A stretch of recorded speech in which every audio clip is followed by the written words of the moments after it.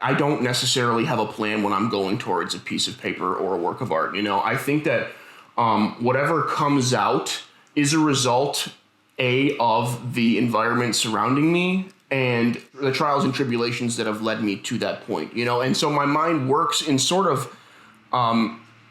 sort of a puzzle for me because, like, for instance, I approach a piece of paper, I put a mark down, I put a phrase down, and I think about what significance that has for me in that moment, and then how it will potentially reflect on the travels of my life, the experiences of my life.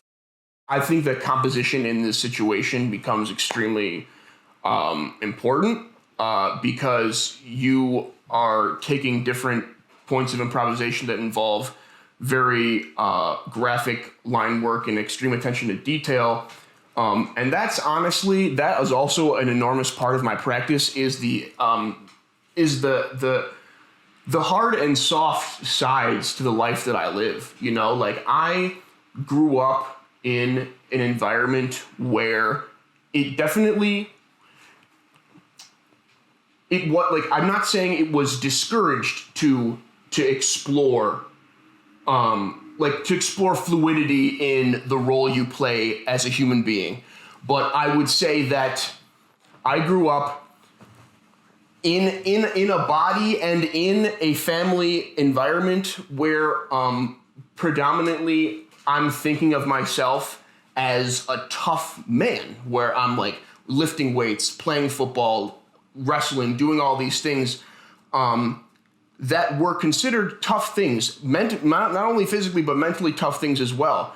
But if you ever get to know me, I'm just a marshmallow. And I think that I look at my artistic side as a way to sort of soften the stigma of the man. I originally got into writing poetry when I was still in school. It was more or less experimentation for me because I didn't know how to write in the proper poetic manner. I was never that kind of person, but like whatever I felt, the things that I felt were really intriguing to me had to come out in more so prose than poetry, really. I've gotten into the habit of taking the experiences that I have and putting them down into like an experience of the day.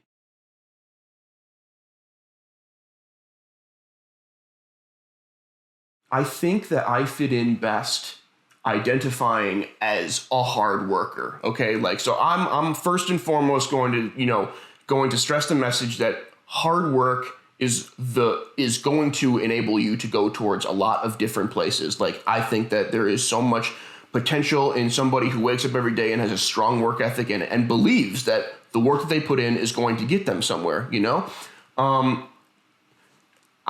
Given my experiences, given where I've traveled, I've bounced around a lot the past couple of years, I've come across a lot of people who during the struggle, they don't have that ability to save, but they love their work. I think that's me and my partner's lifestyle right now is bounce around just because of the love of what we do. I think you can tie it back to when I was a lot younger. Like, my first interest in art was street art and graffiti. A friend of mine got me into it. It was a lot of effort to be driving, stay up till 3:30, 4 o'clock, drive to somewhere obscure. You climb down a whole bunch of brush to a bridge that you got to dive when cars come in, and when you see them, you dive around, and then you come back in, you do a little work as hard as you can. When you see another car, you see lights, duck behind there. It was just something that came as a rush. It was just a new experience for me and something that gave me a means of expression when I was really young.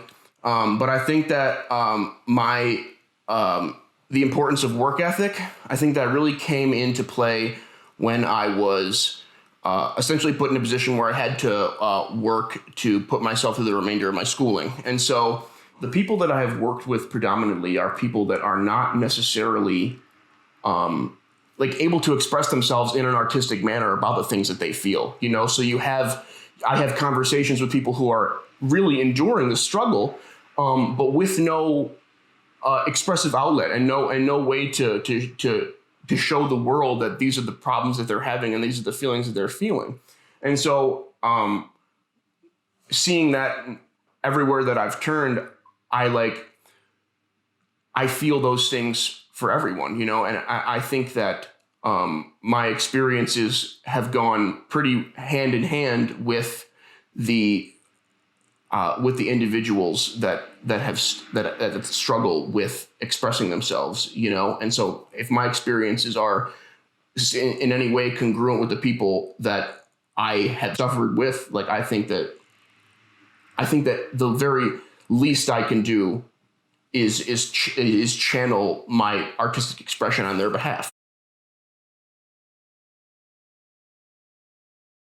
If I had any advice to aspiring artists out there, it would be to visit your passion at least once a day, whatever capacity it may be. It's important that once you have given it all in terms of your job and the means that you need to survive, when it comes to the passions and the things that you believe will take you to a place of prosperity in both purpose and finances, it's important to revisit what you love to do, what your real passion is every single day if you wish to be successful at it. Even if it doesn't even mean working in that capacity, it just means sitting down and just thinking about the entity and the realm that you are surrounded by and the things that you want to accomplish in that space. I think that art is an incredible way. Art has an incredible way of building within people's psyches. And if you continue to flex that muscle, if you continue to exercise it, you'll find that new discoveries are made fairly quickly. It's just a matter of loving it, really. And it always comes back to love.